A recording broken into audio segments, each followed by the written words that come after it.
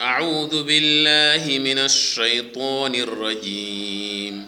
بسم الله الرحمن الرحيم.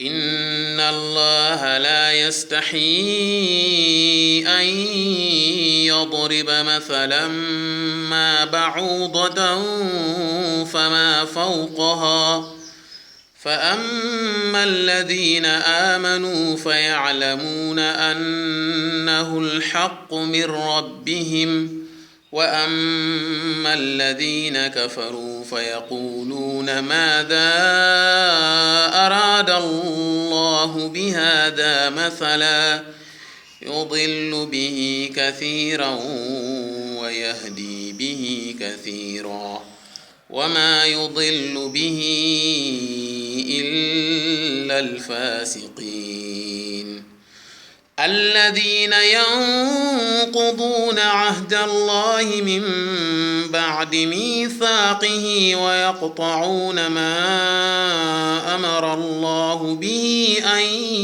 يوصل ويفسدون في الأرض أولئك هم الخاسرون.